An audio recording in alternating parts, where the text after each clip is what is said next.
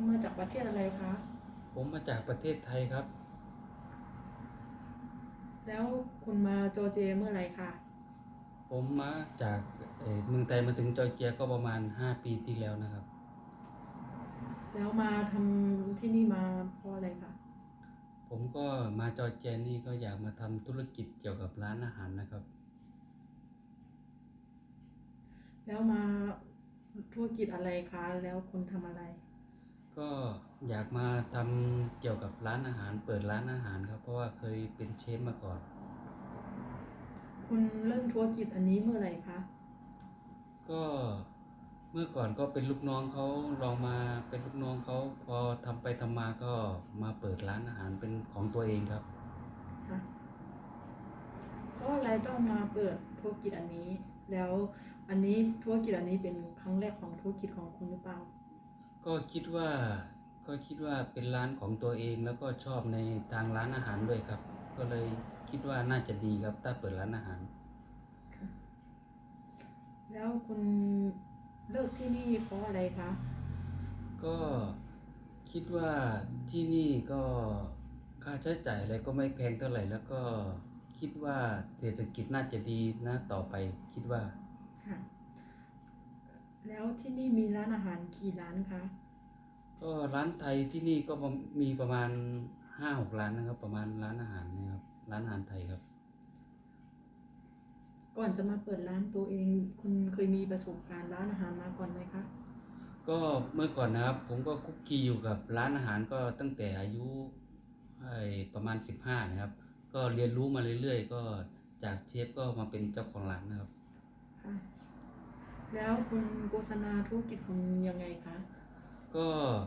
ทางFacebook นะครับแล้วก็ทางDelivery นะครับทางนี้ครับค่ะแล้วที่ร้านอาหารเนี้ยคุณมีครอบครัวมาทำด้วยไหมคะก็เอาลูกชายมาด้วยแล้วก็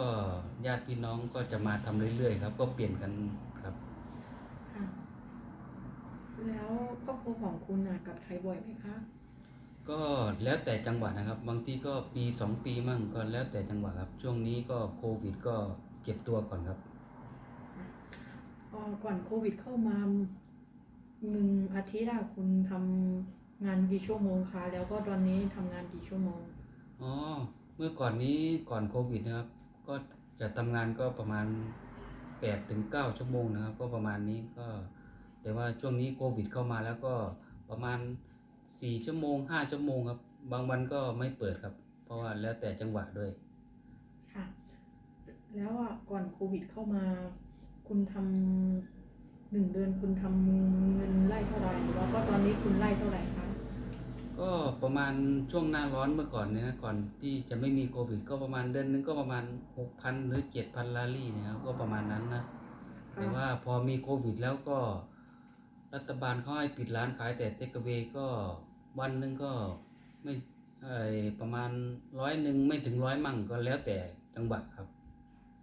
ค่ะค่าเช่า1 เดือนคุณให้เท่าไหร่คะก็ค่าเช่าเดือนหนึ่งก็ประมาณ1,800ลารี่นะครับ ประมาณนั้นก็เงินดอลก็ประมาณ500 ดอล600 ดอลเนี่ยครับประมาณขึ้นอยู่กับเงินดอลขึ้นเงินลงด้วยค่ะแล้วค่าใช้จ่ายคุณอย่างอื่นมีไหมคะค่าใช้จ่ายอย่างอื่นก็มีนะครับค่าพนักงานแล้วก็ค่าเน็ตค่าน้ำค่าไฟแล้วก็ค่าเช่าบ้านก็มีอย่างอื่นด้วยก็หลายอย่างเหมือนกันครับถ้าว่ามารวมๆกันแล้วประมาณเท่าไหร่คะก็รวมๆกันแล้วก็เดือนหนึ่งก็ค่าใช้จ่ายก็ประมาณ1,000 กว่าลารี่นะครับก็ประมาณนั้นนะเอ่ก่อนโควิดเข้ามาคุณมีพนักงานกี่คนคะแล้วก็ตอนนี้เหลือกี่คนก็เมื่อก่อนก็จะมีพนักงานอยู่ทั้งหมดก็3 คนนะครับ แต่ว่าพอโควิดเข้ามาปุ๊บแล้วก็จะลดพนักงานลงไปก่อนเพราะว่าต้องเซฟค่าใช้จ่ายก็ประหยัดได้อีกทางหนึ่งครับค่ะแล้วคุณเริ่มทำเทคเอาไว้เมื่อไหร่คะก็เทคเวนี่ก็เริ่มทำตั้งแต่เปิดร้านนะครับตั้งแต่เปิดร้านก็เริ่มทำเลยของเมนูจีนครับทำเมนูจีนครับทำเดลิเวอรี่ครับ ค่ะ แล้วคุณจะอนุญาตลูกค้าเราเข้ามานั่งกินในร้านอีกเมื่อไหร่คะ ก็อันนี้ก็ขึ้นอยู่กับรัฐบาลนะครับว่าเขาจะอนุญาตให้ใครเข้ามาในร้านเมื่อไหร่ก็ต้องทำตามกฎหมายเขาด้วยครับทำตามกฎหมายรัฐบาลครับ ค่ะ ช่วงโควิดนี้รัฐบาลเขาช่วยอะไรไปบ้างคะ ก็รัฐบาลก็ไม่ได้ช่วยเลยนะครับ เพราะว่าเราเป็นคนต่างชาติครับ ก็มีแต่เจ้าของบ้านนะครับเขาลดค่าใช้จ่ายค่าเช่าร้านให้ก็ดีหน่อยครับ แล้วคุณคิดยังไงคะธุรกิจของคุณจะไปรอดหรือเปล่าที่โควิดเข้ามาแล้วก็ ก็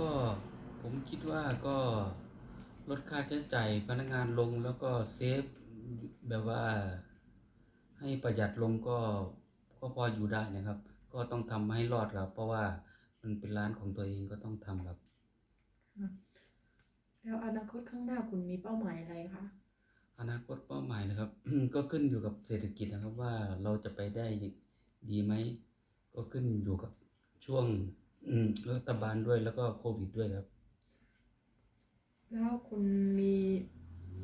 ความปรึกษาถ้าว่าคนอยากจะมาเปิดร้านอาหารที่นี่ไหมคะ ก็ถ้าใครอยากรู้เรื่องเกี่ยวกับจอร์เจียหรือว่าเปิดร้านอาหารหรือว่าเกี่ยวกับธุรกิจอะไรก็ผมให้คำปรึกษาได้นะครับ ให้คำแนะนำได้ ใครจะเข้ามาก็เข้ามาเลยครับ ที่ร้านต้มยำครับ ค่ะ ขอบคุณมากค่ะ ขอบคุณมากครับ ค่ะ